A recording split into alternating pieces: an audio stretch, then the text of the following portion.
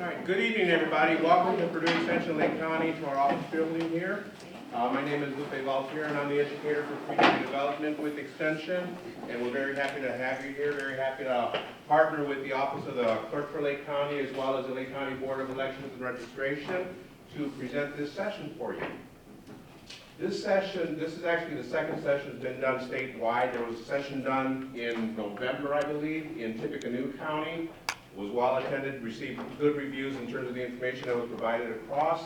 We know that we're going to do a lot better because we are Lake County, and so we'll have much better reviews up in this area, more positive reviews, I should say. Let me introduce the individuals who are going to be sharing a lot of information with us today before we get into the program itself. I'll start on the far side over.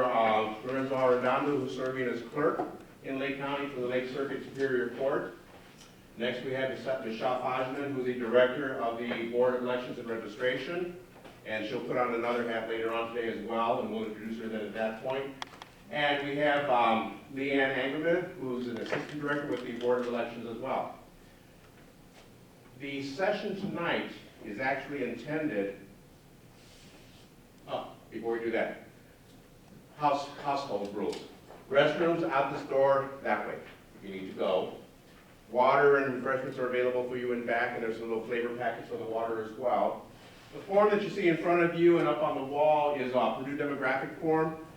It's a voluntary information form. We ask that you do fill it out so that we can kind of keep track as to the distribution of individuals that we serve throughout Lake County. But again, it's completely voluntary and it's completely anonymous. Don't put your name and address on it. Okay? A second form that's also on the tabletops with you is the evaluation. This is the end of the session form. Please do not fill this out right now unless you're going to give it all positives. We'd rather you wait until the end to kind of actually evaluate how we did through the presentation, but I wanted you to see what forms we had available for you.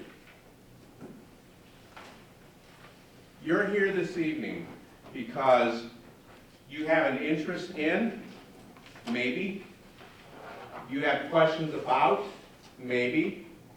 You have been involved with, possibly. There's no way you want to get involved and you want this to confirm why you don't want to be involved. Any variety of reasons as to why you're here this evening. What we expect to do with you this evening is to walk you through the process in Lake County. And as the clerk and staff will indicate to us, it's a little bit different up here, but in a way it doesn't really matter that it's a little bit different because that's what has to happen here. So when you talk with somebody in Warren County, in Marion County, in another county that doesn't follow this particular process, it's okay that there's variations there. What we want to do through this session today is to present you with the information that you need to become a candidate, a successful candidate in Lake County.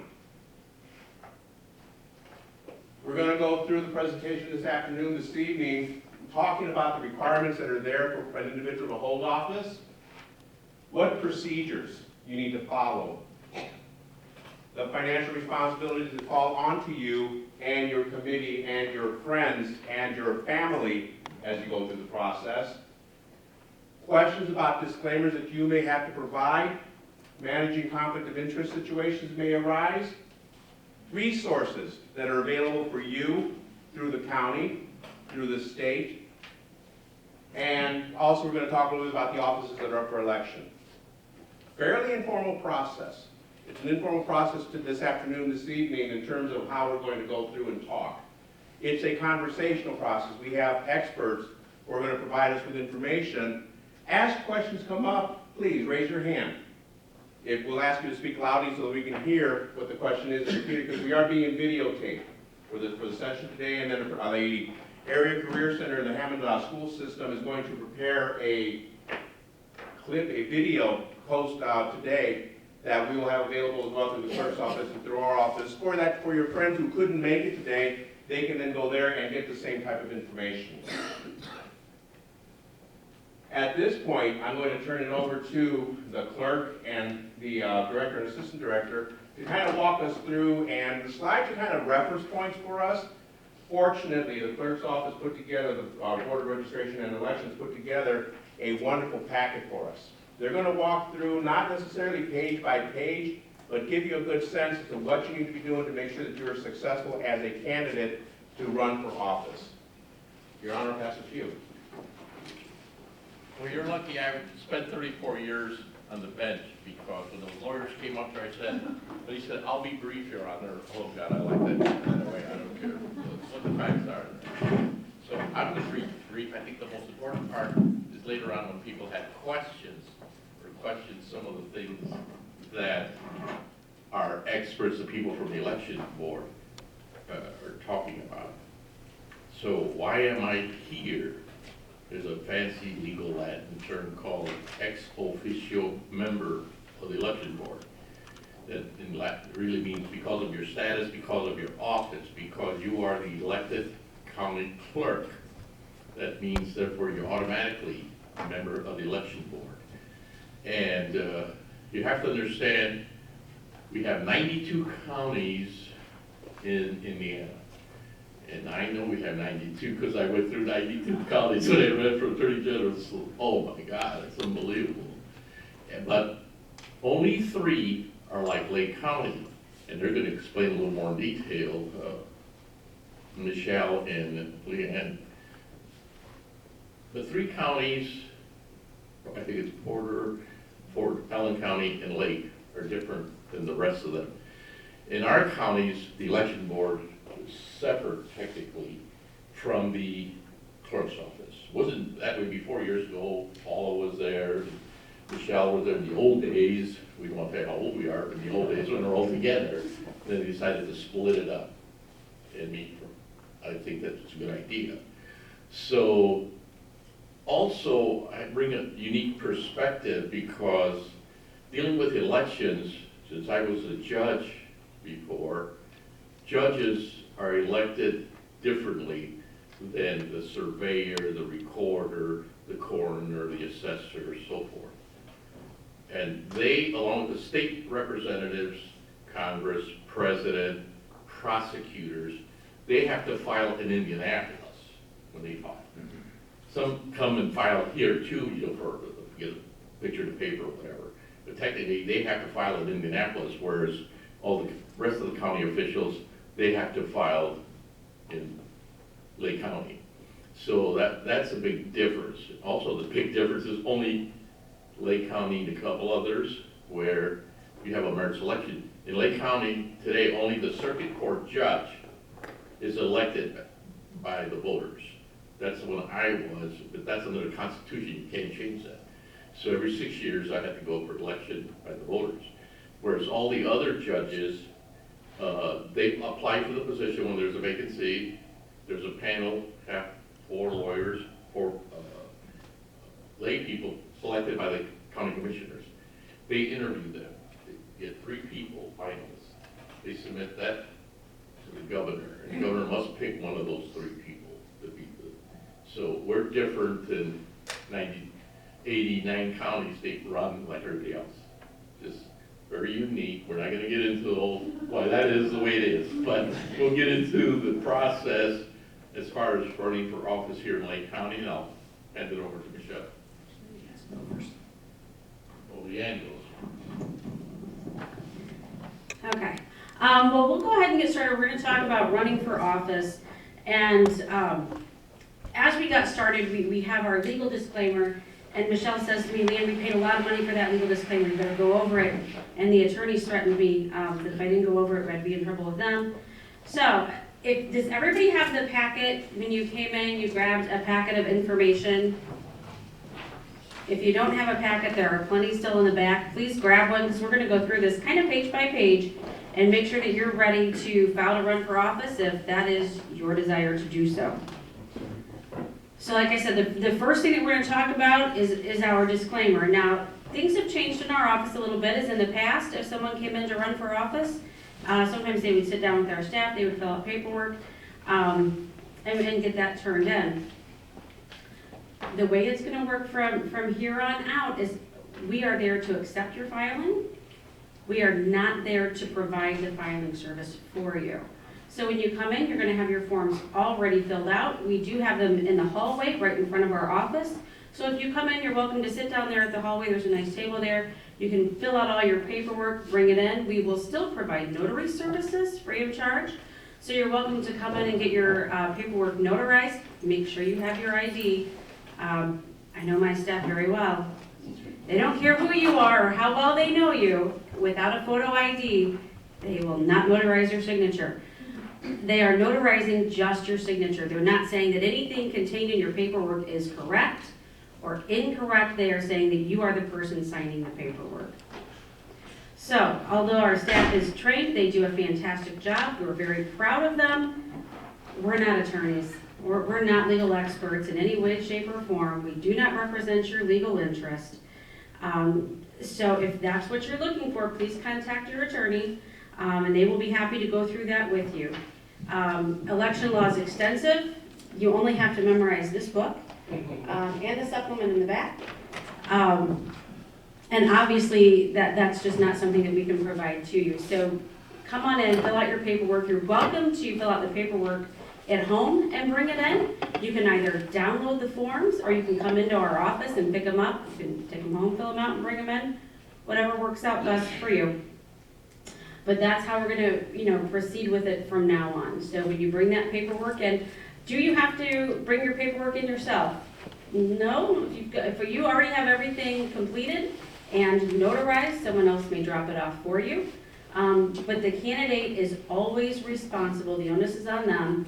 To make sure that their forms are current and that the information contained in the forms is accurate and complete. So that's my part. Michelle, did I justify the amount of money we spend on the disclaimer? Okay. All right, so we'll go ahead and turn to the next page because we have some good places for you to get some information. When it comes to running for office, I think one of the misnomers that we have, an incorrect belief out there, is that the county chairman agree for everybody that runs for office. Not necessarily, but I will tell you they are great resources. So you might want to, reach out to your local chairman or your county chairman, talk to them about running for office, see what they have to say. Probably the first thing that one of the county chairmen is going to say to you is, if it's Jim Weezer on the Democrat side, he's going to say, are you a Democrat? If it's Dan Durnell on the Republican side, he's going to say, are you a Republican?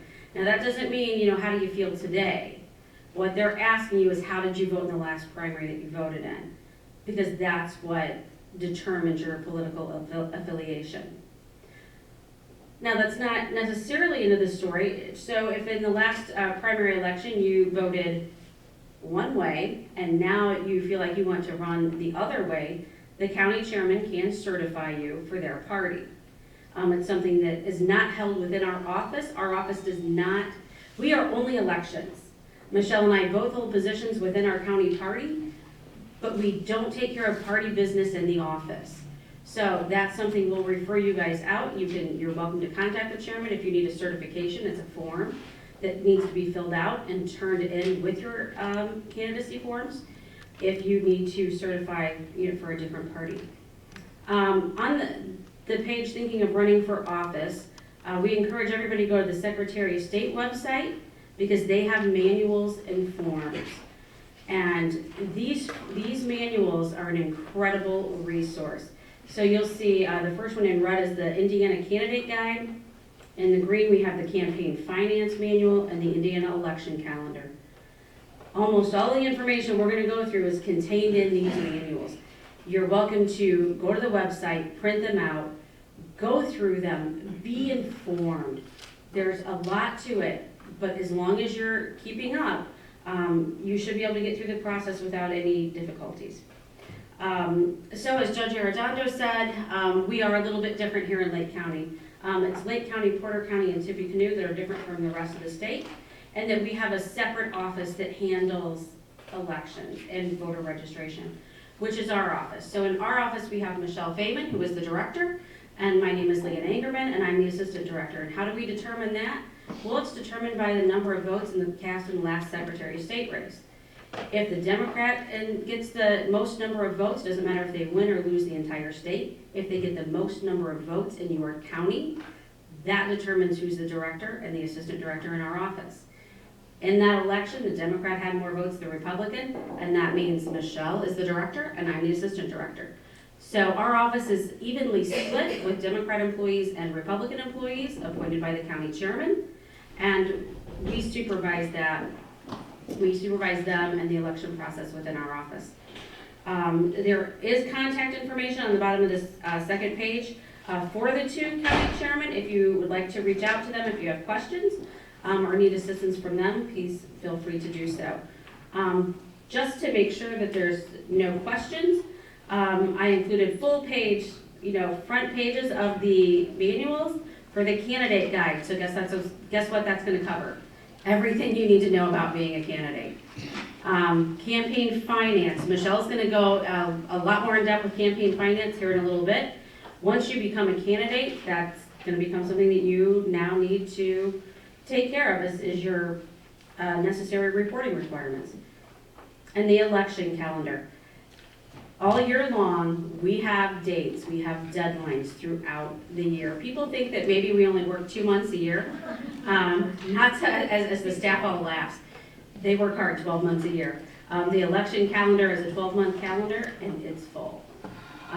So just kind of keep that in mind. The first dates that I think you might hear about is when to file to be a candidate. So that opens on January the 8th at 8:30 in the morning. I will promise you there will be at least a short line in our office at 8:30 in the morning. Although we're kind of encouraging if somebody wants to camp out in the parking lot, we think that would be kind of a neat media story.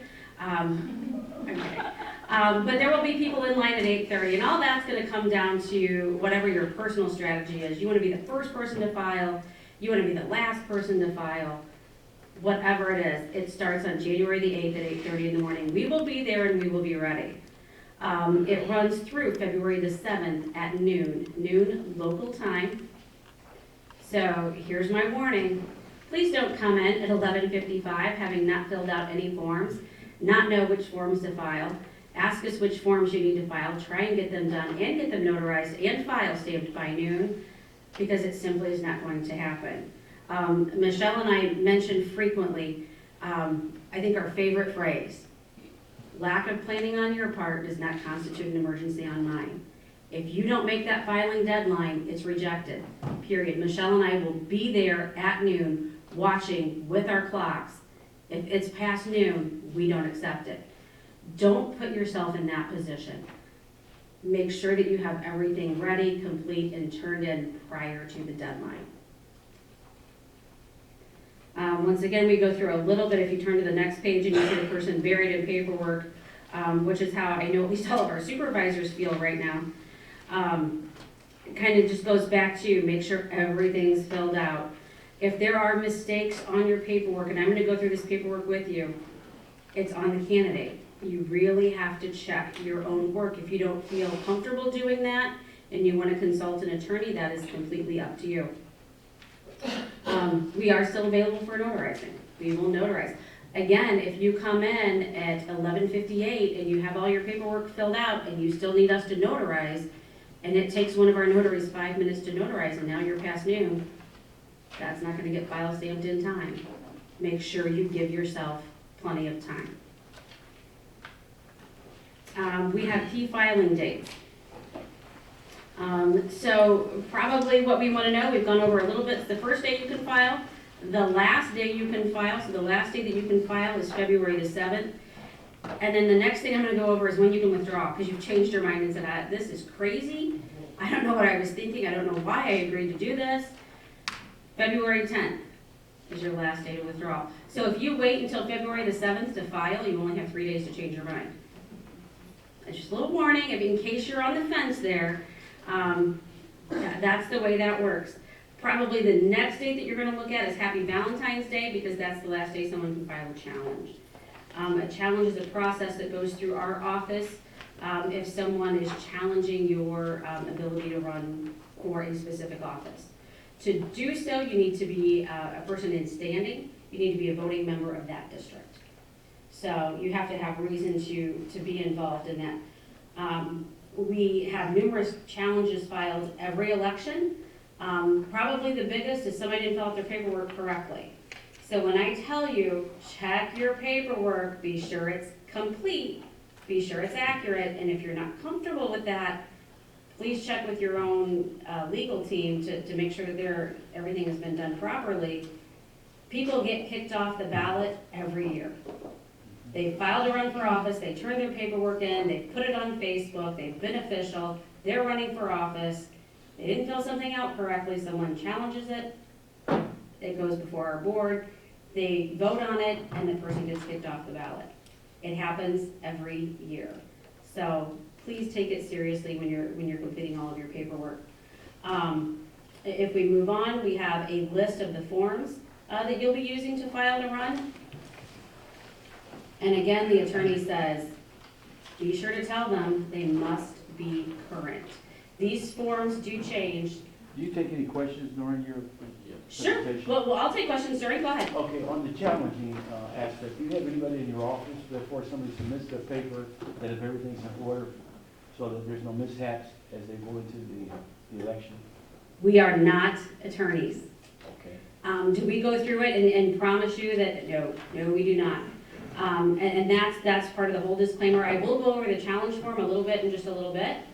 So we'll probably, get a little more through your answer there. But do we have someone that goes through your paperwork when it's submitted to make sure that nothing's out of sorts? No, we don't. All right, thank you. The onus is on the candidate. If you are not comfortable with what you're submitting, contact your attorney, have them look it over for you.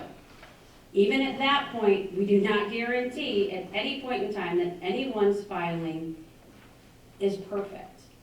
We are there to accept your filing, you bring it into the office, we file stamp it, we'll give you a copy of it. We are not there, unfortunately, and it's just the way that state law is written. We cannot be responsible for a candidate's paperwork. So, there is a list of forms, we'll go through a good chunk of these, so you can see what they look like, where to file. Judge Arredondo went over it a little bit. If you're filing for state senator, state representative, U.S. Senate, U.S. Congress, federal offices, those are not in our office, those are filed in Indianapolis at the Indiana Election Division. Although the local offices, minus the judges and prosecutors also file in Indianapolis with judges of circuit, superior, probate, and small claims court.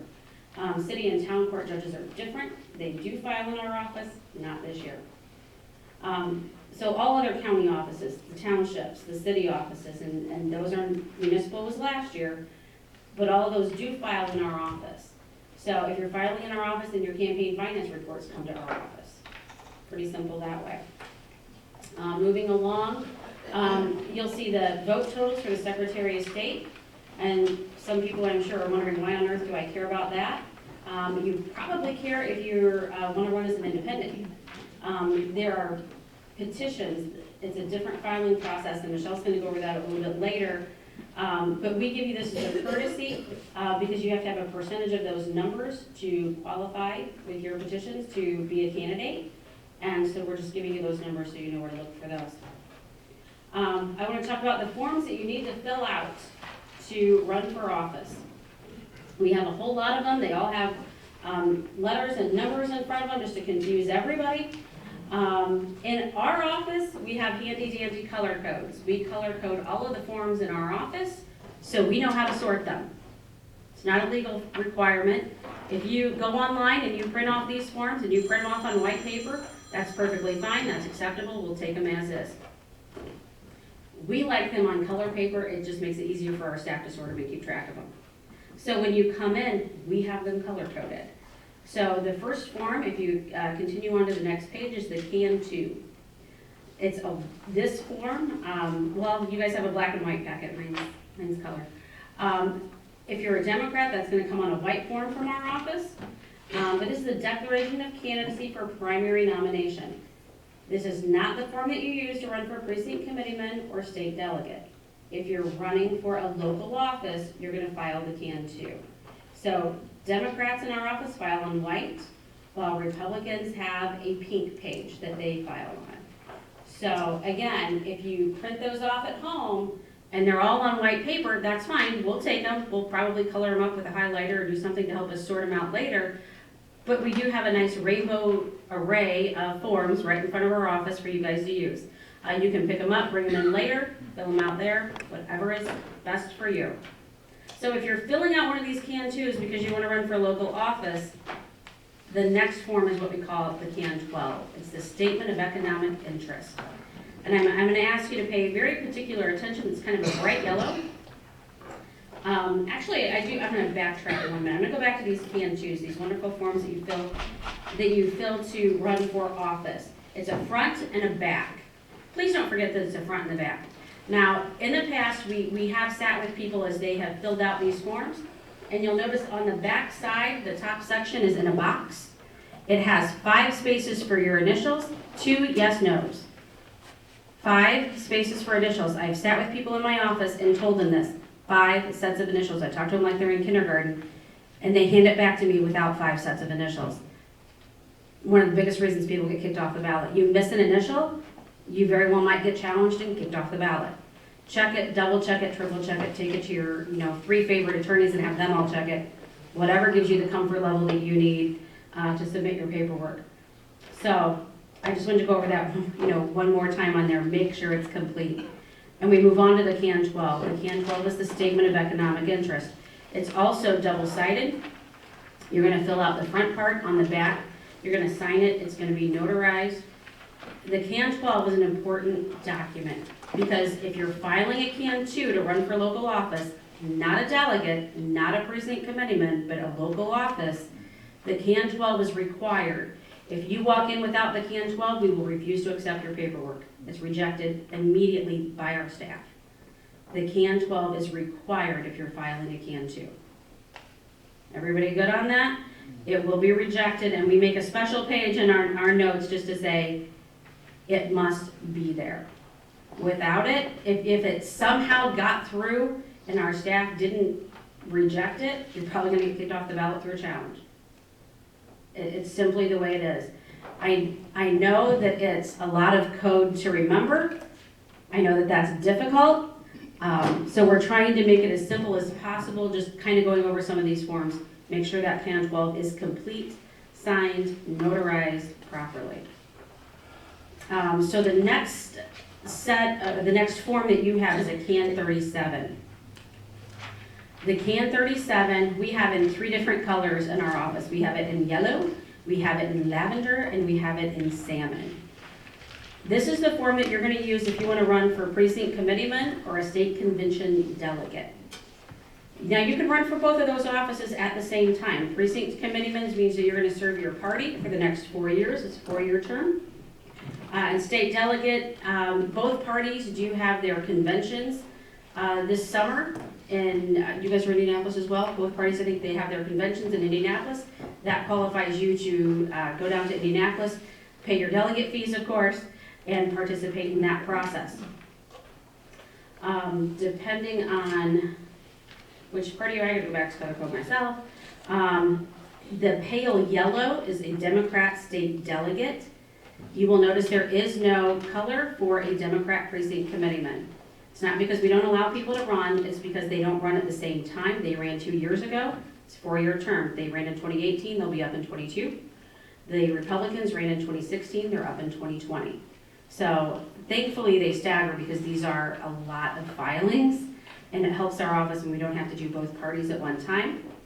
If you want to run for precinct committeeman and delegate, it's the exact same form, but you must fill out both forms. You're going to fill it out twice. You're going to fill one form out and you're going to mark state delegate. You're going to fill the exact form out again, and you're going to mark precinct committeeman. So are we all pretty good on that? Okay. Once again, on the Can 37s, on the precinct committeeman and the delegates, you do not need the Statement of Economic Interest. You can skip the yellow Can 12 on those. The next form that you see is the Can 10. It's the form that you're going to need to withdraw. Now, I hope that if you've gone through all this and you've filed a run for office and you've committed, hopefully we'll get you through the finish line. But if in the meantime you change your mind and some bit of sanity crawled into your system and you say, I don't wanna do this, so, some, good friend of yours said, run, run, run, and you understood that, you're gonna come in and you're gonna file the paperwork to withdraw. So you can't just call us and say, take me off the list, take me off the ballot. It's a form that needs to be filled out and brought in. If by chance you completed one of your previous forms, the CAN 37, the 2, the 12, and in the middle of the night you wake up and you go, oh my gosh, I think I put my old address on there, I made a mistake. You can come back to our office and amend a form prior to the filing deadline, not after. So if at some point you think you made a mistake, you're welcome to come in and file an amendment. Again, the deadline for withdrawals is noon. We have a lot of noon deadlines, so pay attention to that. Noon on February the 10th. What happens if you miss the deadline, you want to take out, you want to file the next day? You just stay on the ballot? To withdraw, The 10th, yes. no, you stay on the ballot. So if the state of Indiana says, this is the law and this is your deadline, and it happens, we have people, call the next day, go, but no, I've changed my mind, I don't want to do it. I understand, we sympathize with you, but the deadline is the deadline, and we all have to abide by the deadlines. So, the next form that I'm gonna go over with you guys, and then kind of the last bit of my portion, is the CAN 1. It's a candidate filing challenge. And that means that somebody else, Joe Smith, has filed to run for office, and you come in and say, but Joe Smith doesn't live there. Or whatever you want to challenge him on, you come in. This is much different than an election complaint that you're upset with the way somebody's done something. You're challenging their qualifications to run for office for some reason. So this is a process that goes in front of the Board of Elections, made up of 2 Democrats appointed by the Democrat chairman, 2 Republicans appointed by the Republican chairman, and our 5th member is our elected circuit court clerk, Judge Arredondo. So you appear in front of them, they listen to both the petitioner and the respondent, and they will vote and decide whether or not you stay on the ballot. If you are filing a challenge, for the challenges, what you are responsible, you have the onus to present to the board any information you want them to have. They are not investigative. Whatever information you want the board to know, you need to provide to our office. We make plenty of copies of that information. We provide it to all board members so they're able to make the decisions that they need to make. But just understand, if you are filing a challenge or if one is filed against you, whoever is filing that challenge is responsible to prove that. So that's up to them to show the board, whatever information they want them to see. Again, the deadline to file the challenge is Valentine's Day at noon. We like those noon deadlines. So happy Valentine's Day. If you make it through, you don't have a challenge, everything's great. If someone does file a challenge against you, we will notify you by mail that a challenge has been filed against you and when you will appear in front of the Board of Elections. One question, can anybody file that, or is it somebody that's running? Voter in the district. You have to have standing. So it needs to be a voter in the district to file for that. And if I, as a applicant or a candidate to be, file all of my paperwork and it's full of errors, but nobody challenges it, I can stand for position. Yes. There comes a date later that they can bring up an issue about your qualifications to hold the office after elected. But yet, that's why we have the deadline for the challenges. And then because once that happens and once that's over, then we're setting the ballot. It takes us months to get that ballot ready. We reviewed it more than a dozen times, letter by letter by letter. So just make sure that when you're doing it, everything is accurate, complete, and on the most current form. So with that, like I said, we're not there to do the work for you, but we're going to give you a lot of resources. Michelle is going to start with the packet of information that we give you the day that you come in and file to run for office, and she'll take you through some campaign finance questions and a whole lot of good information. Question? Yes, for you. Yes. What name can I use when I run? I was gonna say that real quick. What name can you use when you run? That's always a good question. We get some pretty wild options. If you check the candidate guide, it will tell you how you can list your name. So if you are Jonathan P. Smith, John Smith, Jonathan Smith, J.S. Smith, J.P. Smith, sorry, I messed that up. There are versions of the name that you can use, that you can put on the ballot. Jonathan, in parentheses, I love my country Smith. No. No, please don't put that down. It won't fit on the ballot anyway. And we get wild and crazy names every election. So how do they appear on the ballot if I'm telling you that's the way that they're not supposed to be there? No one filed a challenge. So if you, now we list these on the wall outside the election office. It kind of becomes the hub of Lake County for about a month, where everybody hovers outside our office looking to see who files and the minute they file. So if there's something out there and a voter in the district says, hey, why did Jonathan I love my country Smith? That's not right, he can't file that way. File a challenge. And then it comes in front of the board and the board can handle it. But the board needs it to come in front of them for them to handle it. So someone needs to file that challenge. Titles, I was gonna say, nicknames. doctor, colonel, judge, Reverend. Faithful and true. Faithful and true? No. Judge, doctor? No. Junior, senior? Yes. Those are proper portions of your name, so you can use those. Right, and you know, my staff is laughing because we've seen some of the stuff that people have filed with, and we shake our head. Not acceptable. What is acceptable is your name and a suffix that comes with your name. Junior, senior, the first, the second, the third. Can I flip my name? My first name, last name first? No.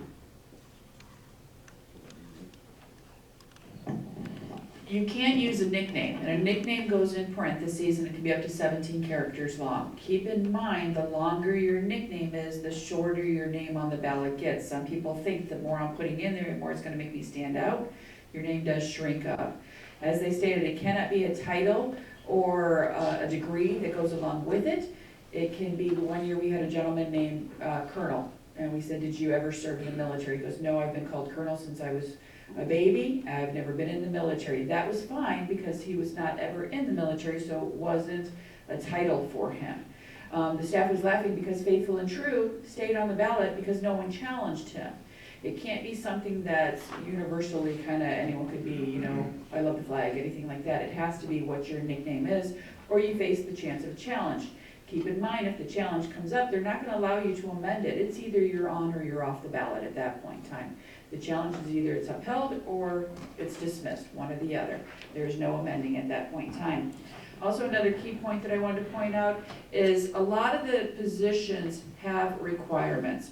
Some of them will require you to have certifications. Some of them, most all of the positions that are up this year require that you be a registered voter of the district for at least a year. And that's going to go off of the last general election, which in this case would have been November 6th.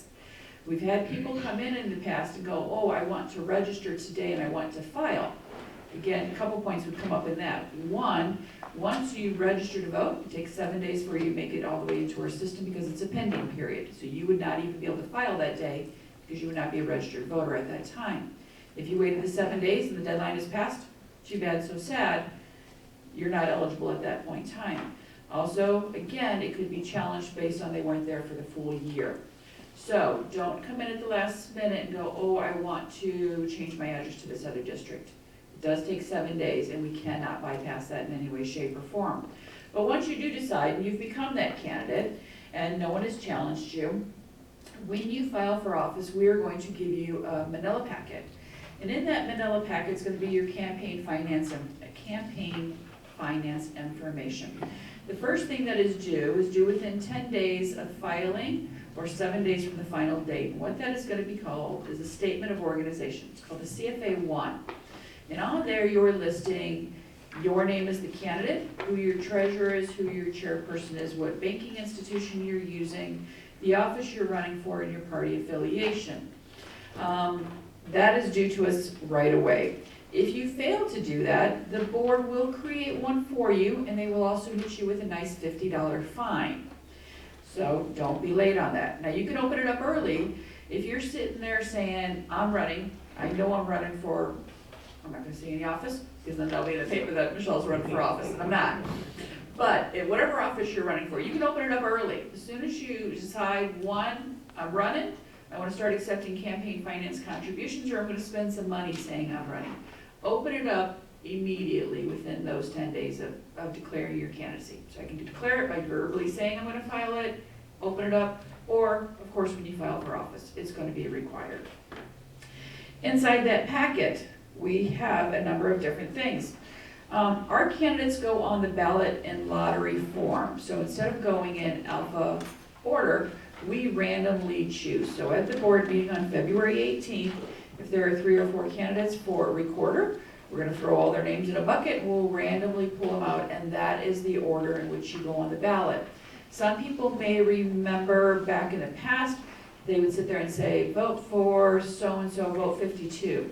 We no longer have numbers on our ballot, and that's very important that you don't tell people your number. If by chance you come in and you get an absentee ballot, your name and position could be in a number of different places on all of our ballots. So do not ever go off a number when telling people who to vote for. So that's going to be February 18th. We also do a campaign finance training session, very similar to this, but we're going to go into the nuts and bolts of how to actually file a financial report. And that is going to be March 14th at 10 a.m. We do it over at the Commissioner's Courtroom across the parking lot, and it is done on a Saturday. Anyone who is planning on being a candidate, please come to that session so we can help you out and get you started on the right foot. Please bring your treasurer. Bring anyone that's associated with your campaign. The more ears that are hearing what is required of you, the less chance you're going to hit a fine. Also in the packet, there will be a filing form. It's an EIN number, which is your individual identification number through the IRS. The banks now require, when you set up a campaign finance account through the bank, they used to let you use Social Security numbers. They no longer allow you to do that. We will give you a packet, and it's not in this one right now, we are just prepping it up. It'll tell you how to go onto irs.gov. It's free of charge. And it's very important because if you just Google EIN number, you're going to get probably 20 different locations, and some of them want to charge you $20. There's no need for it. It's free of charge. And on the paperwork that we'll give you in your packet, it's going to take you step by step. That way you can just follow through. It'll take you maybe 10 minutes to fill out the questions. They'll assign you your number, and you'll take that to the bank with you when you go to open up the committee. Also in here is, again, small calendar of events. There is the political signs and disclaimers. As you become a candidate, this is very important. People get hit with this all the time. We sometimes have fines imposed against you. And worst case scenario, in my opinion, is you will start chasing your tail. And what I mean by that is, say I order 300 yard signs, and I forget to put my disclaimer on there, which says paid for by committee to elect and your name.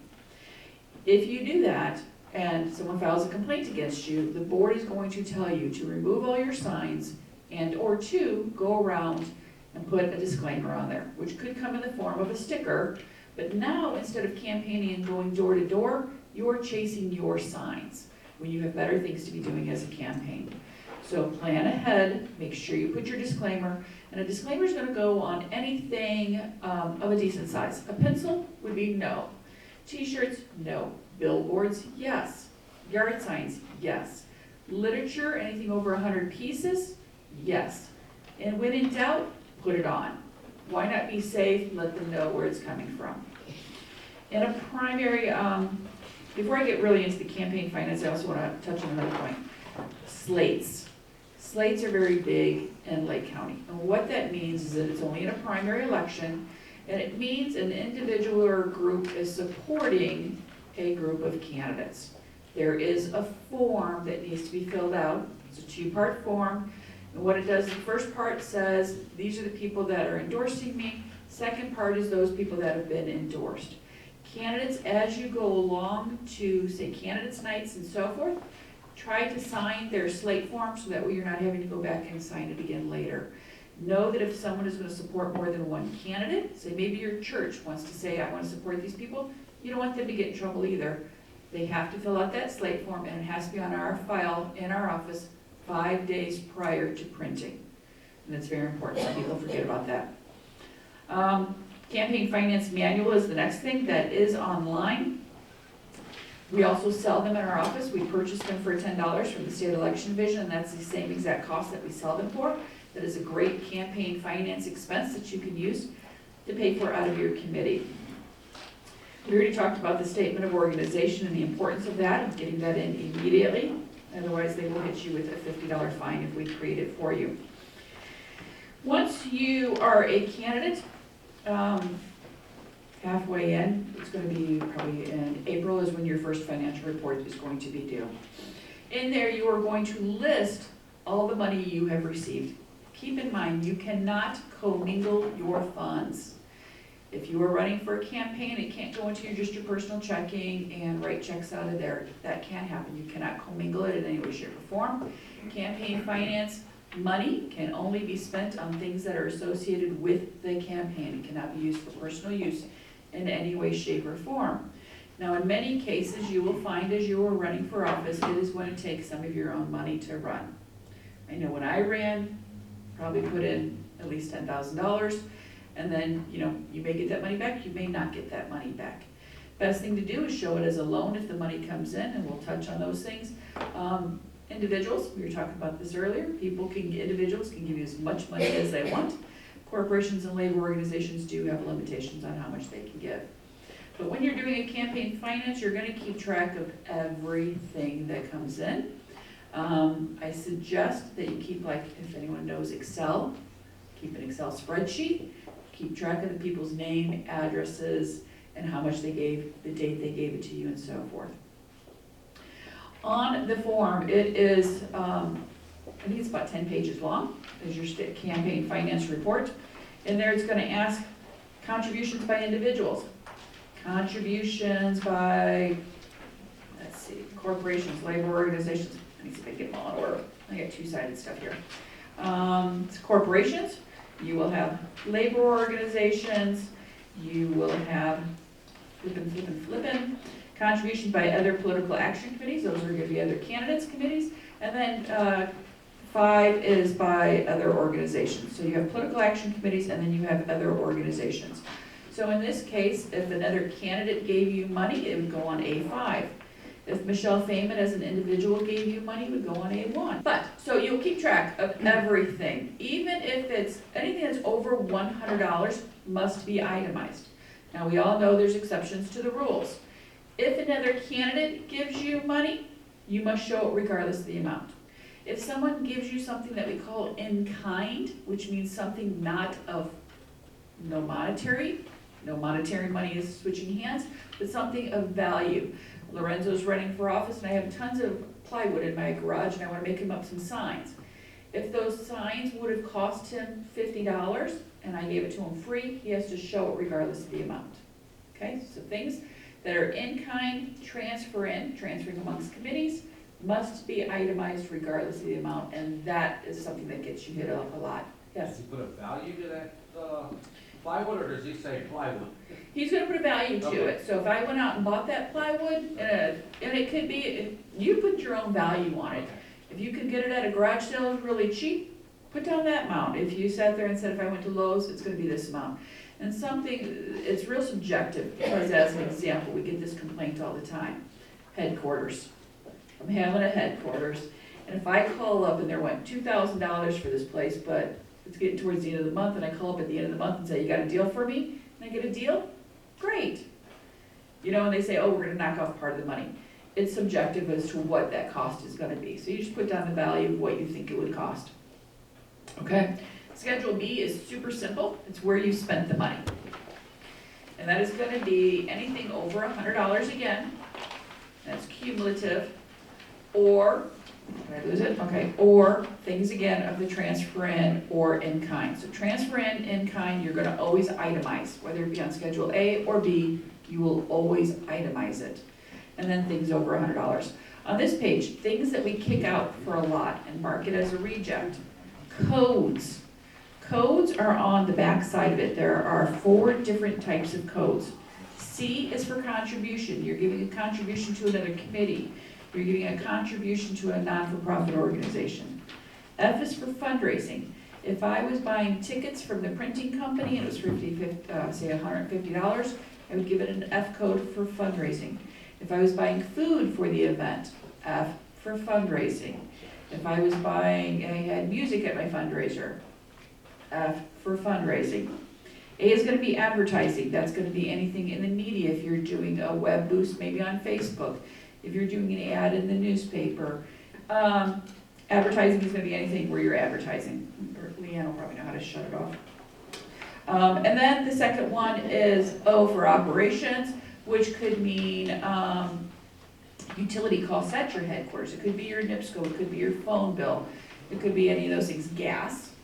Gas is for operations as you're running around to all these different events and using your gas to go out and walk door to door and so forth. You can put that under O for operations. Schedule C is very rarely used. That is itemized expenditures for public questions. Hopefully we have no public questions on the ballot this year. We keep our fingers crossed. But if we were, say, having a public question on the ballot for a referendum for a school and you gave money towards that, that's where that would go. Schedule D is debts owed by this committee. If you were to loan yourself money, you would show it on Schedule D, so that way hopefully you can pay yourself back. You would also show it on Schedule A as money coming in.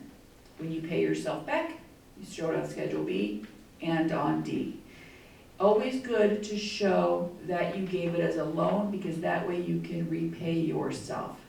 If you do not show it as a loan, you cannot keep whatever money is left over in the committee, okay? In the end, yes? Here's a question that I keep getting asked. Okay, we're gonna have to be louder. I'll repeat her question. On D, do they have to continually report the money that they loan themselves on each report that they file?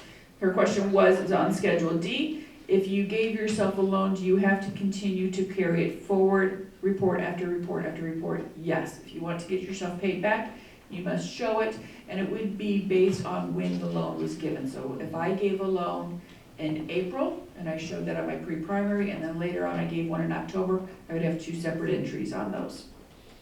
I make sure the dates. The dates are very, very important, so that way we can watch to make sure that you've put it on the correct schedule. If by chance you make a mistake, one last schedule is Schedule E, very rarely used. That means you have so much money in your committee that you want to lend someone else money to help them out on their committee. But boy, Lorenzo might be doing some of that. But very rarely used, because campaigns are hard and it takes money to raise, and it's hard when you go out and ask people to support you and give you money.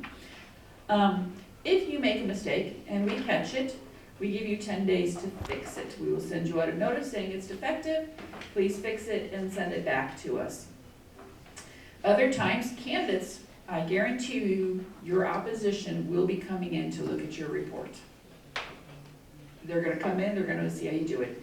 If they see something wrong, they'll file a complaint against you, and it'll come before the election board. We see that quite often.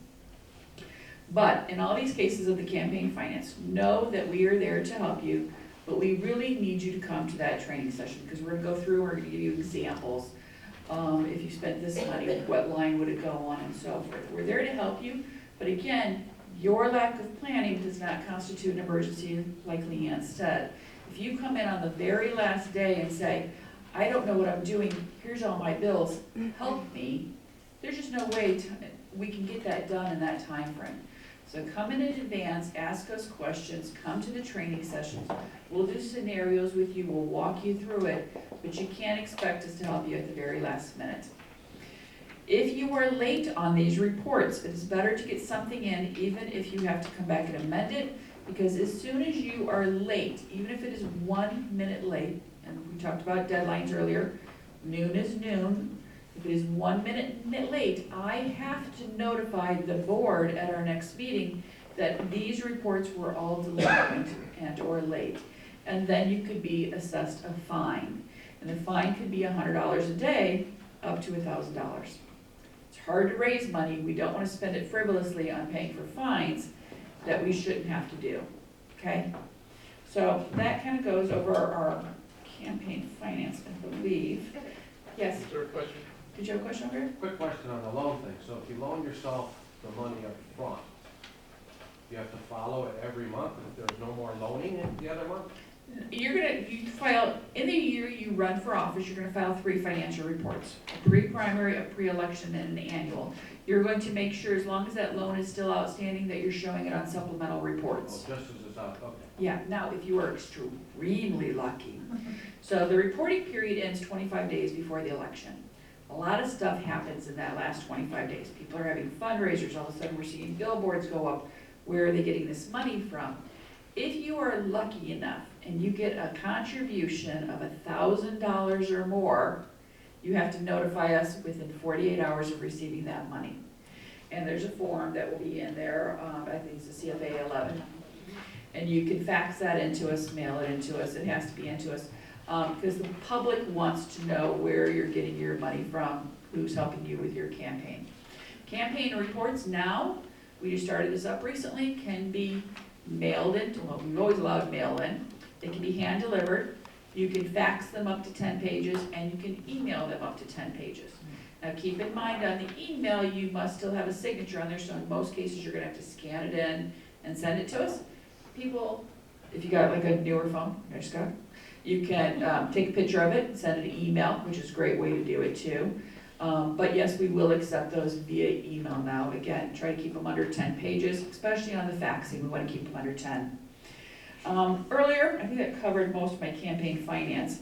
As we go, oh, I'm sorry, you had a question? Yes. With the CFA 1 exceptions, the school board exception is just if you're under the $500 threshold, right? Very good, thank you very much. So school boards, yes, if you do not raise or spend over $500, you don't have to file a financial report. For all other major offices, if the position you're running for makes over $5,000, you are automatically required to file a financial report. So precinct committeemen and delegates, you don't get paid anything for that. It's a thankless job, but we do it because we love our community and we love our candidates and we love helping out the neighborhoods. But you don't get paid for it. So the campaign finance is only for positions over $5,000. School boards, if you raise or spend over $500, and until then you're on good behavior. Once you hit that dollar amount, then you file with us. Okay? So we talked a little bit about the petition of nominations. We put a sample in there and a consent form, which those are if you're running as an independent or minor party.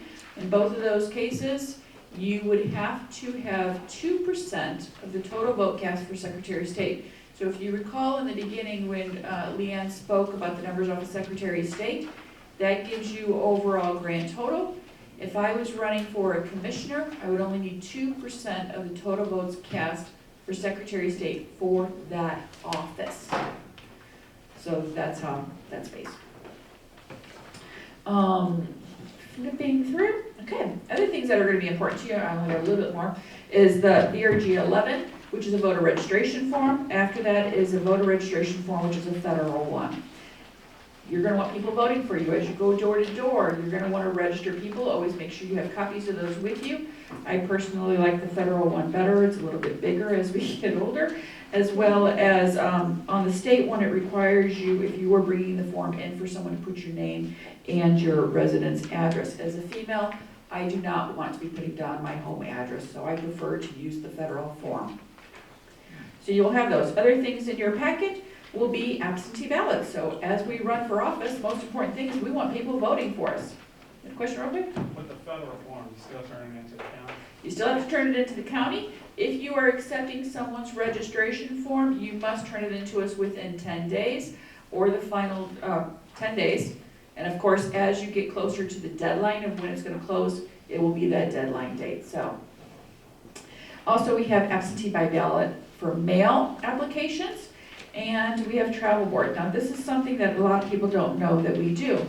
Travel board is where we take, if a voter is confined or caring for a confined voter, maybe in a nursing home, in the hospital, or just in their own residence, and they cannot get out and go to a polling place, they can fill out a travel board application. And what we do is we send out a bipartisan team with an actual voting machine take it to their house, plug it into the wall, and they actually get to cast a vote on the actual voting machine.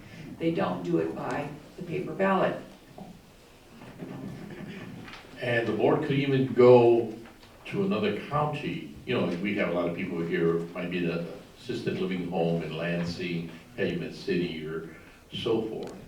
But they won't go if your grandmother happens to be in Hawaii, they're not gonna go that far. We'd love to go there. Is that being paid an expense? Keep in mind that to go out of county, I have to have a board meeting, and so they have to give us permission to do that, so that takes a little bit more time. With travel board, they can apply all the way up until noon the day before election, so if all of a sudden one of your loved ones is involved in a traffic accident and gets taken to the hospital, and they wanna vote for you, get them an application, have them fax it into us or email it into us, and we will get a board out to them immediately. Now with the mail, what happens on a mail is it comes in, we get the application, we process it, and the same day, the ballot will go out to them. What I wanted to bring today was a sample. The reason being, applications, anybody can touch them. An application for an absentee ballot, an application for a voter registration form. You as candidates can go out and get these, and when you're walking door to door, you know, do you need an absentee ballot? Do you have a kid off at school? Anything. And you can bring those in, completely fine. What you never want to touch is the actual physical ballot. Say you walk up to their door and they say, oh, Gina, you're here, will you take this back? You're out of the county, will you take that? Absolute no, it's a felony. Do not ever touch. And every now and then, we'll get someone who's trying to do a good deed, maybe going there from church or delivering Meals on Wheels or something. Oh, will you take this back with you? Absolutely not, they need to put it in the mailbox. Only ones that can touch this is the voter, a member of the voter's household, the post office, and our staff. So you cannot bring this in. Please don't get yourself in trouble with that. And so I wanted you to see what the difference looked like. Physical ballot, do not ever touch. Okay. Also, one thing that we do great, voting is not just election day. Lake County by far has the best run early voting throughout the entire state. We are the only county that has 11 early voting sites.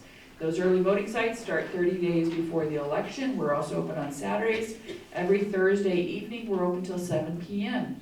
So as candidates, as you're getting out there, you know, working on your campaign, keep in mind, literature needs to go out a little bit earlier. We're getting more and more people early voting at one of those convenient sites. And so your campaign starts a lot earlier than it did maybe in the past. You want to start preparing for those people. And I think that was pretty much what we had. Was there any other questions for me before I pass it on? Okay, I do, I guess.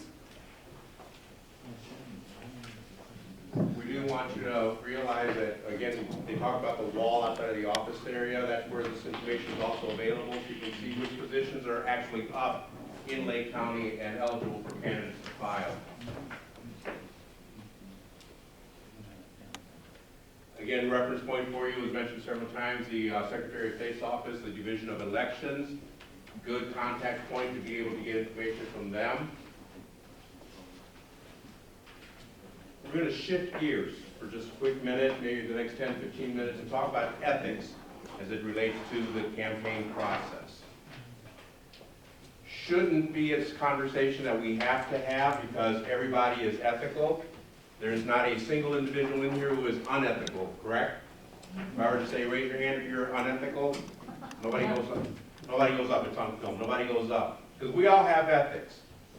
With campaigns, there are specific issues that we need to be aware of that deal with ethics that can result in situations where quite possibly a candidacy may be at jeopardy if it occurs, or the person's position once elected may be in jeopardy. So it's something to always keep in the back of your mind, sometimes as your baseline for behavior. Why is the issue of ethics important in campaigns? To campaign is to become a public servant. You're looking for that public trust. You're looking to establish that relationship with your constituents, to serve your constituents. Not for your betterment, but for the betterment of your community. So you have that relationship, That all begins on the campaign trail. You also need to make sure that you're not justifying the means because of the end that you're going to achieve. I will earn that position, I will win that position regardless of how I get there. Ethical considerations start to come in there. To be unethical in the process undermines public trust, undermines the electoral process, undermines our civic responsibilities. That's where ethics are important. It's more than just following laws. You have heard this evening a series of procedures. Those are the laws, those are the rules, those are the guidelines that are there. Don't follow them, you're kicked out of the process. Ethics goes deeper than that. Ethics gets into the behavior of the process. You heard conversation earlier, you heard the comments and the suggestions. If you're not sure about a situation, if you're not sure about what you're doing, consult someone who has information, more accurate information. Consult an attorney. Call the office. They will do what they can as a resource and refer you across if it's something that they cannot, should not, will not cover with you. They can refer you across. And again, this is important. The ethical portions are important because we need to have ethics in the process to keep it fair, to have the election process foster integrity and trust between community and the government. If you can't trust the people that we're voting for, the people that we're electing, that says something. And so we need to make sure that we're ethical in our processes there. During the campaign, we'll shift over real quick. When do you run into your first ethical issue? Well, when you're communicating, there's a potential. When you're making promises, if elected, I will. And with the finance issues. And we heard some good conversation and warnings about the process there. When you're looking at the issue of campaigns and the communication aspect, ethically be truthful. Talk about what it is that you're going to be looking to do. Don't be deceptive in your messages, either about yourself or about your opponent. Be truthful in the process. When you get facts, when you're stating facts, make sure that you've vetted them, that you have checked them out to make sure that it's true and accurate. Be sure that you understand the issues that you're dealing with. You're on the campaign trail and somebody says, well, what about XYZ school? What are you going to do about that? Well, if I'm elected, I'm going to tear down the building and do this and that, blah, blah, blah, blah, blah. Be careful. Voters will rely upon what you're telling them. Voters will check to see if what you're telling them is accurate. Keep issues, keep your conversations relevant and to the point. Look at the issues that deal with the position. The fact that I don't pay my water bill on time, month after month after month, hypothetically, can have bearing on my ability to serve as treasurer in the county. If I can't keep track of my finances, if I'm not responsible in that area, what am I going to do for the county? Hypothetically, my brother-in-law was arrested for drug possession 10 years ago. What does that have to do with my running as treasurer? Ethically, nothing. Legally, nothing. Will my unscrupulous opponent bring that up and say, his brother-in-law was arrested 10 years ago for drug possession? Okay, question of ethics there. So, focus though on differentiating yourself from your opponent through policy issues, through clear policy issues, clear positions. Also, you want to honor a fair process in the process as a candidate. You want to be willing to debate an issue so that the truth will come out in the process, so that people can hear your perspective, your opponent's perspective. Be open to the debate. Be available to the press. Engage with voters along the way. Go to town hall meetings. Answer the questions. Go to sessions like this to get more information, to verify that what you're doing, one, is process correct, two, is ethically on target. If an issue comes up with an opponent, give that opponent an opportunity to reply. to respond. Have that conversation. How often do we see no comment, no comment, no comment? Good, bad, or otherwise, is that contributing to the democratic process, the civil process, the civic process of elections? Whisper campaigning never happens. Never happens. You never talk about other people behind their backs. Oh yeah. When we hear others talk about, we should not participate ethically in those conversations. If someone is saying something negative that may not necessarily be true, my brother-in-law hypothetical situation again. Oh yeah, I heard about that. Yeah, I knew that when that happened. Okay? You don't want to feed into the process. You want to be ethical. You want to be civil in the process. You want to be realistic as you're looking through. Don't overpromise. Again, that situation, what are you going to do about that school building? It's been closed for the past 25 years. It's an eyesore. It's a health danger. It's this, that, and everything else.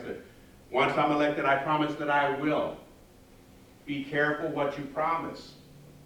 Promise what you can realistically approach and do. And promise for things that are within the purview of your office. If I'm running for precinct committeeman, I may or may not have the ability to impact a decision that deals with a school 3 districts over. I can potentially in my district, and I can talk to that issue, but 3 districts over, I may not have as much ability to talk or to work there. Also the question of being transparent. A voter wants to know who you are. They don't want just a picture. They don't want just the words. They want to know, and we have the ethical responsibility as candidates to be honest, to be forthright, so that people know who they're supporting, or people know who they're not supporting, and they have good reasons for or against, because it's been truthful in the process, because there's been transparency, and again, what is promised shouldn't be based upon the recipient. If you vote for me, I promise that you're going to get a job. Okay, is that really ethical?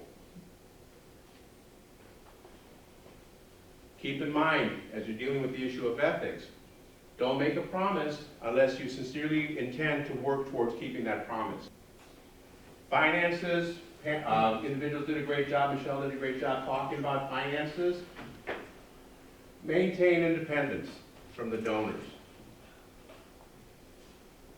Manage their expectation. If I give you $500, will you?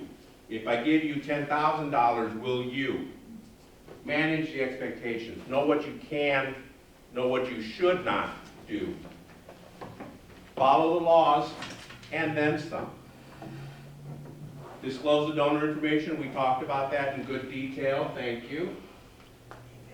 There wasn't much conversation about, but again, don't use public resources for campaigning. As we were putting together the material for this presentation today, several times I heard, if I speak, I will not be speaking as, but rather, da-da. The hat that I will be wearing will be the hat of, to keep that distinction there between public servant, public employee, candidate. Leads into the issue of avoiding conflicts of interest as well. Something else that comes through with finances, and it was addressed very, very well, the question of being timely. It's not only important because it's ethical that you do it, there are legal reasons why you have to do it, because you can get booted out of the process. As you're getting finances, as you're getting campaign contributions coming in, be a good steward of the process. There was some reference as to what you can do. The election visitation with the machine out to Hawaii, is that being a good steward? Probably not.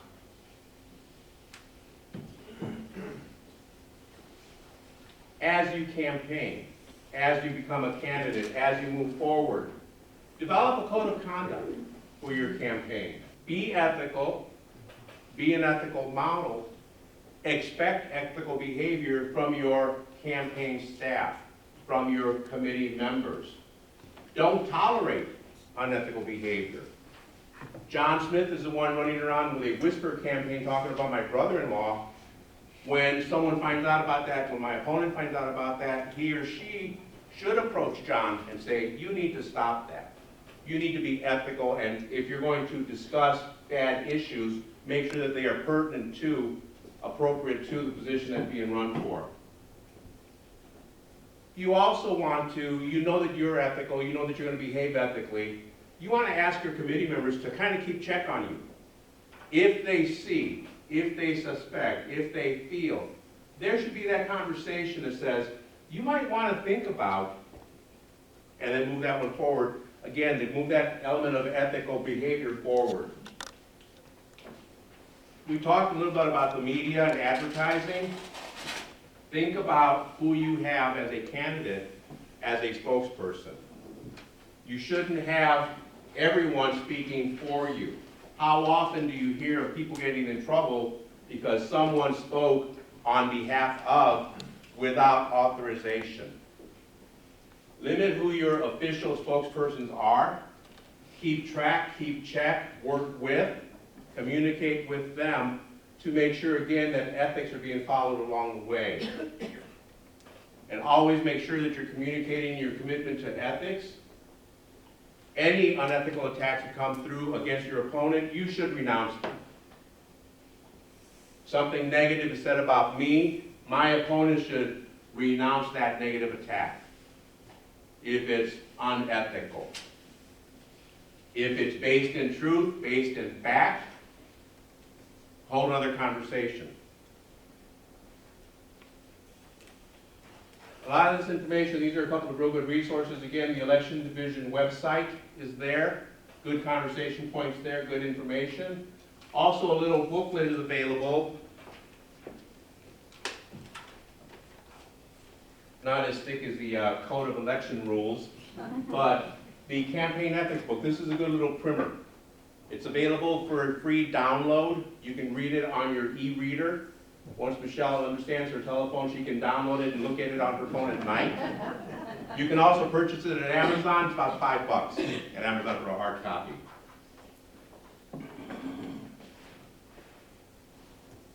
At this point, what we're going to do, I have a series of questions that I'm going to ask our esteemed panel about running for office, about campaign processes.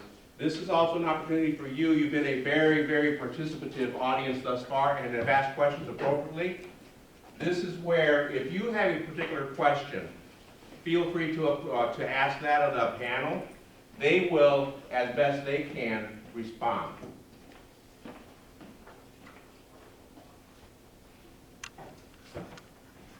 So I'm going to start. I will ask you, in a sentence or two, to please tell us what role you may have had in local political offices, local government, or political parties. We did some of the introductions, but again, just a quick recap. If we can start with Michelle. I have been in the election office for most of my time, for about 30 years. I was out of the office for approximately 3, at which time I was the county recorder. I filled that position of a vacancy, a ballot vacancy, or of a position, let's say a vacancy in the office. So I served as recorder for 3 years. I have also served on the political party. I've served as both vice chairman and secretary to the party. I am a precinct committeeman, and I am a city chairman of Crown Point Center in Winfield.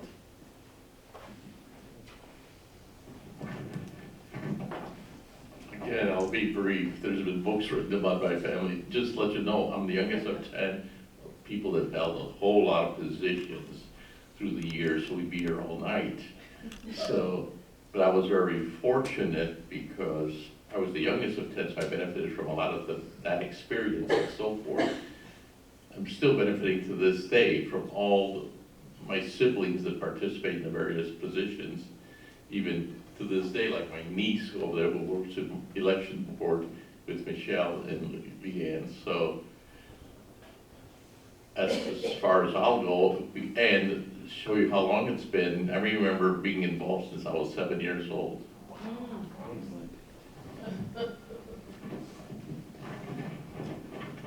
Well, as I said, I'm the Assistant Director for the Lake County Board of Elections and Registration. I'm still kind of the new girl in town. I haven't even been there a couple of years yet. So I'm still new. On the political side, I've been the South County Republican Chairman. I was elected as a Lowell Town Councilman, served as the Lowell Town Council President, Precinct Committeeman, Delegate, and I am the Secretary for the County Republicans. I'm not sure if I mentioned that. We spent the better part of an hour going through the process and what candidates should be doing as they're moving through there. In addition to that, if there was one more thing that you would want individuals to know about, what's the most important thing a candidate should do that we haven't covered thus far?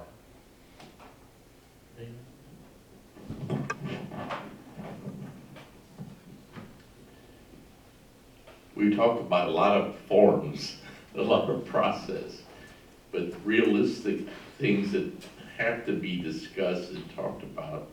Number one, discussion with your family, be it spouse, siblings, children, whatever. And especially how young the children are, because anyone who's been involved, Michelle could tell you, Leanne could tell you, I could tell you, many people in this room could tell you, who've ever been involved, it takes a lot of energy, psychological, physical, emotional, that affects everybody. And you know, the younger the children are in the family, the greater chance people might even get divorced. Having looked at divorces for 34 years, I could tell you. So the two things I would say is everybody in the family better be on board. That's number one. And two, politics, public office, which is a great opportunity, and holding elected office, money. It costs a lot of money. The one thing I would add is know what you're running for. We get people all the time that come in and I want to run for commissioner or council, and they have no idea. They come in and say, well, what's the salary?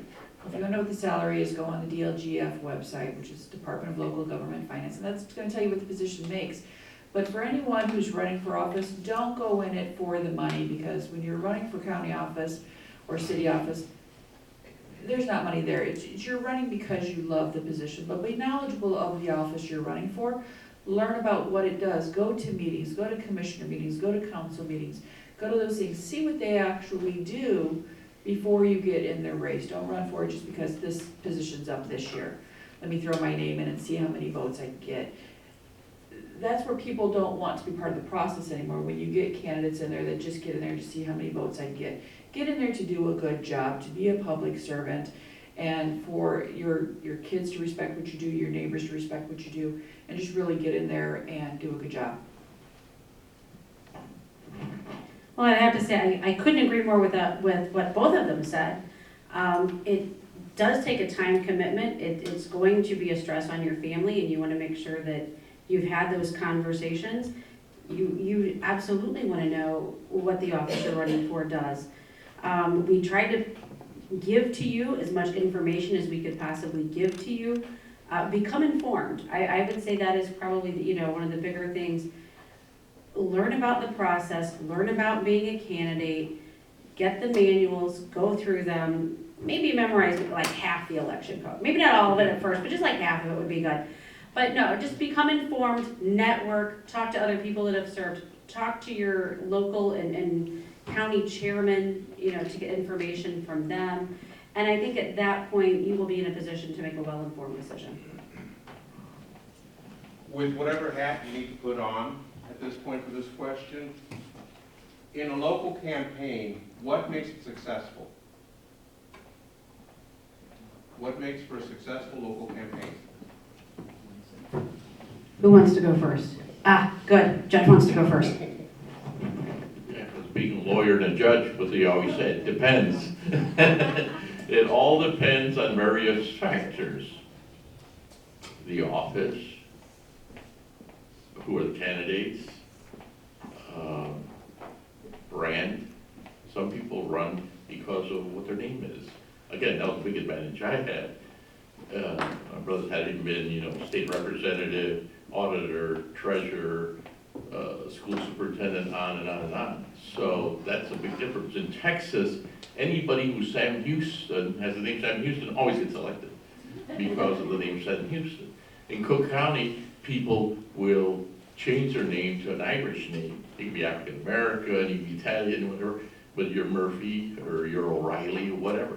There's certain things that capture the voters for whatever reason. So it's who's running, what is your brand or so forth. Aside from, everybody assumes that you can do the job. But there's various stages of public service. We talked about money, but you could have all the money in the world, but you didn't know how to properly use your resources, of course you could lose.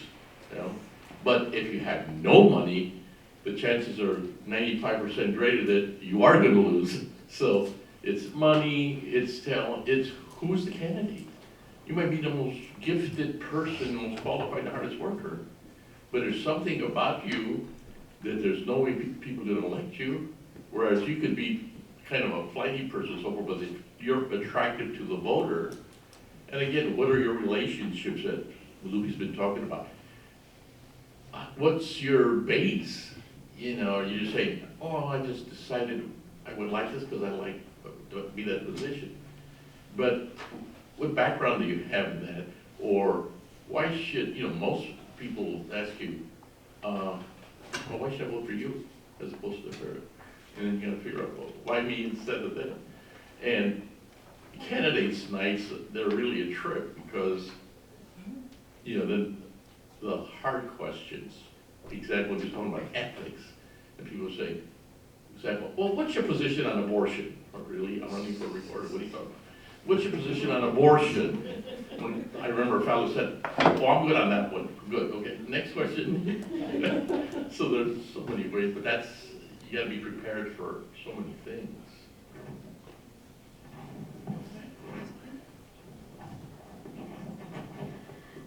I think the judge was right, it just depends.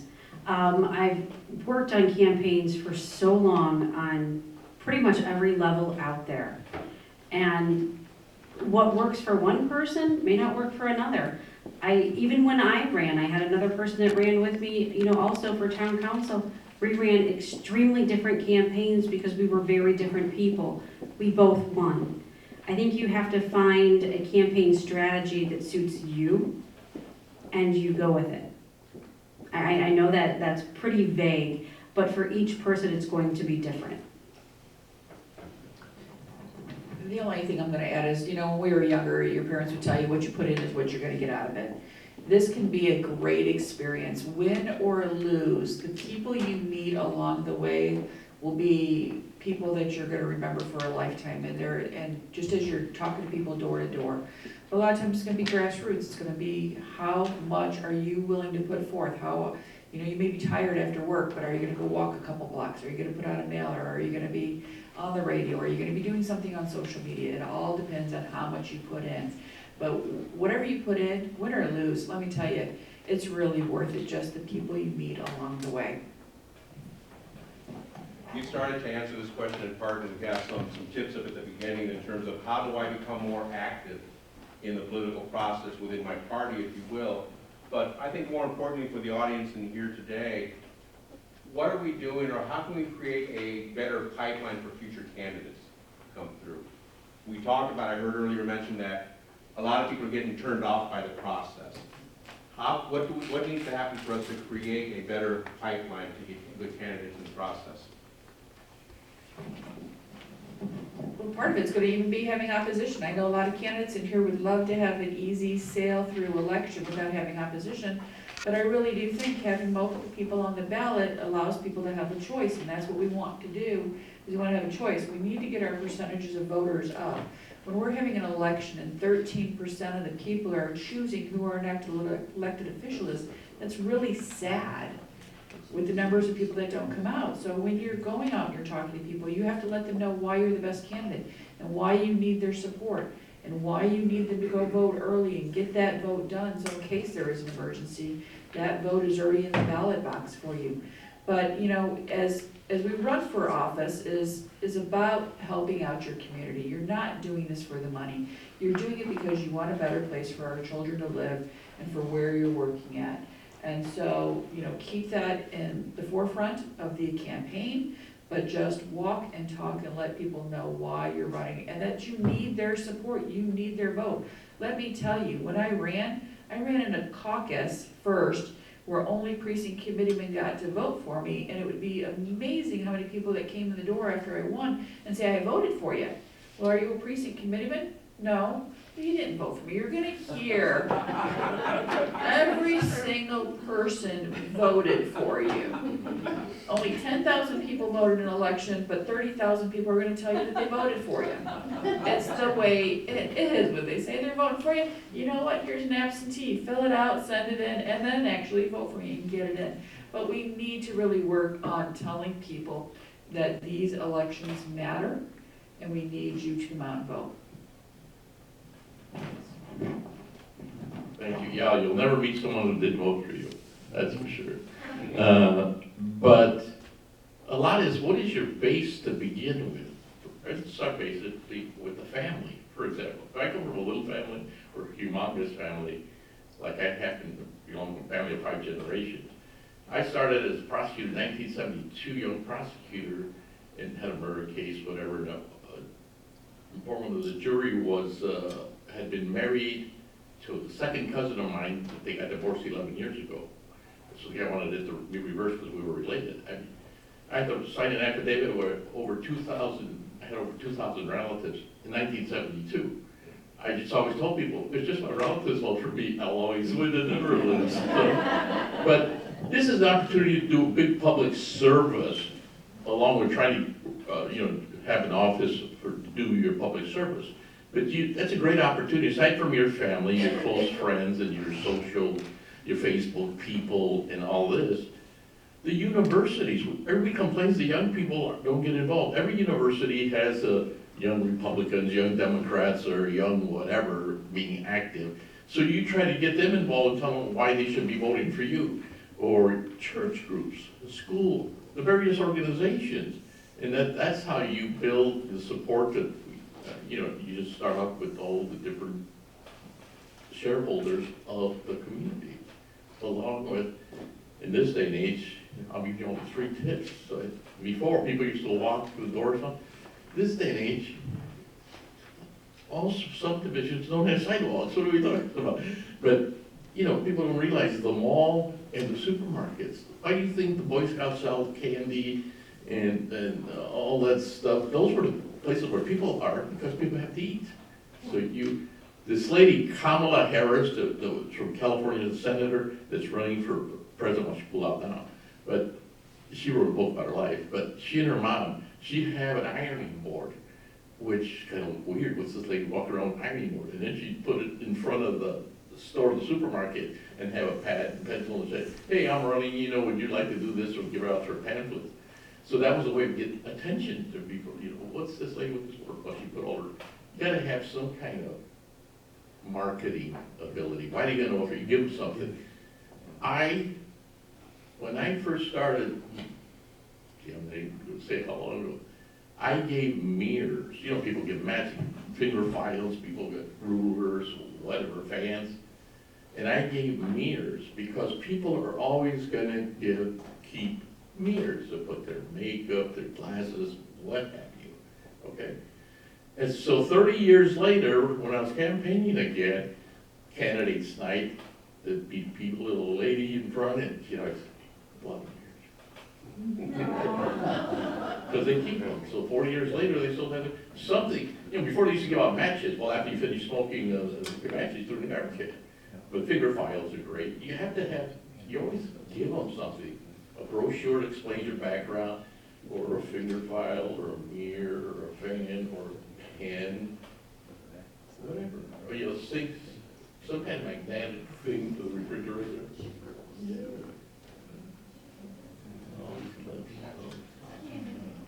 How are you going to distinguish yourself from the pack? Okay.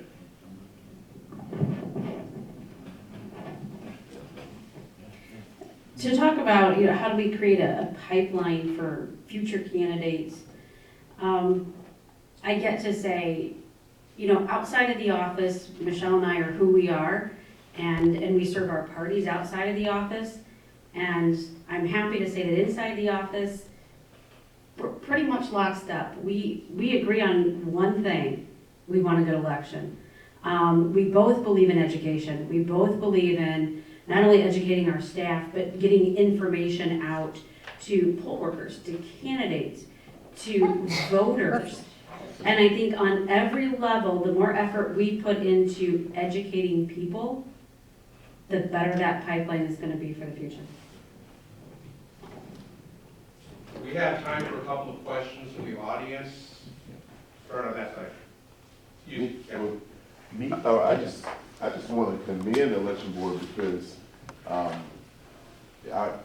in Republican Party, and the last couple of elections we had numerous, and it's rough to start something different and do something that's more innovative. We made a conscious effort to make sure a lot of youth, and I'm from Gary, Indiana, to make sure those young people were not only working on the polls, but they made sure they were at the tutorials to make sure they would go through the PowerPoint and understand the big picture, regardless of party, that an educated constituency has a tremendously better environment. And the things you wonder about as a young person, you can start to form those types of bonds so you can have a long-term impact. And across the board, because it's harder, because some younger people forget this, they're trying to get their principal to do this, it's a lot of moving parts. The election board worked fabulously with us, and we've had more and more young people get involved. So I just want to give a kudos to you guys. So, Thank you. Well, my question was on your presentation, Dr. Patel, which is excellent, is that on the question of ethics, I deal with a lot of community groups, and a lot of groups I deal with, a lot of senior citizens. These senior citizens, a lot of them don't have families. If a person wants to present me a ballot, and I talk to them about their ballot, and they want me to bring it in, and I'm not a family member, but if they sign a notarized affidavit, would that be sufficient enough and legal? No. Why not? We can't circumvent the law no matter how much compassion we have, no matter how much we want to help. We can't circumvent the law. Does that matter if it's a candidate versus a private individual? Right, not a candidate, but a private individual. Once that ballot has been voted and it goes into the envelope, and Michelle talked about this, I think she did a really good job at talking about this. Once that ballot goes into this envelope, and someone who is not a member of that household takes this and brings it into us, it's a felony no matter how much you cared about that person, no matter how great your intent was. It's a violation either way, unfortunately. But So then what you should do is help However, them to if- the post office please- to drop it off. Yeah, can they drop it at the post office? Once that ballot has been voted, your hands off. You can take the application, that's fine. But once the ballot is voted, hands off. Please don't forget, Michelle mentioned that we have that travel board. And the travel board takes one Democrat, one Republican, one voting machine, goes to that person's house, and they vote directly there. We have avenues to meet people wherever they're at in line to help give them the ability to cast their vote. right, I don't want to get into a debate with you, but there are hiccups in campaigns, and I've ran campaigns, all right? A lot of hiccups, and it's rough out there. So the question. I know it's rough, It's rough out there. and if you Right. come into a situation where you have somebody that wants to vote, Right. and you just don't know how to get them to vote, call us. Give our office a call and say, I have this person who wants to vote, how can they get their vote cast? And we'll walk through that with you to give you the options that you have so everybody can cast their vote. Well, when it gets to. But I could never encourage someone to commit a felony. I When it can't gets do into the it. waning hours of the campaign, like 2 days or 3 days before election is over and everything else, you're not gonna be available at 7 o'clock, 8 o'clock at night to That's what I'm I take calls at 2 o'clock in the morning. getting. Okay. I mean, it's just the way it is. Okay. And that's where I think, again, trying, in having sessions like this, Right. getting the information out, letting the community know what the resources are that are available, so that we're not waiting until the waning hours, so that that individual is approached as soon as open voting occurs. Maybe you could assist them and bring them to the office. I don't know if you're talking. Well, you're talking about senior citizens, some of them can't move, or Right. they're in They wheelchair. need Yeah. to be on the It's travel. difficult. I was Yeah. gonna suggest, if that person has their ballot, take them to an early voting site, which there's 11 of them. They turn that ballot in there and they vote on the machine right there and there's no felony. Well, I'm just Yeah. trying to raise the hiccups in the. Yeah, and the earlier you get into the process, and again, we're blessed in Lake County with the early voting opportunities. And so that's taking care of a lot of that issue, and we as a community need to be more aware of that. I work here, there's polling right across the street, I still wait until election day to vote, because that's just me. Okay, as I get older and I run into that situation, I'm gonna have to take more advantage of that, and I'm gonna have individuals in the community help me to get to the polling place, to follow the law in the process, to be ethical in the process, to make sure again that that public trust continues. Thank you. Thank you. One more question. Go ahead. If I was going to run for city council, and my party is the party that I think is doing wrong at my council, should I run against them as the same party, or should I switch parties? Keep in mind, your party affiliation is gonna be based off what you were the last election.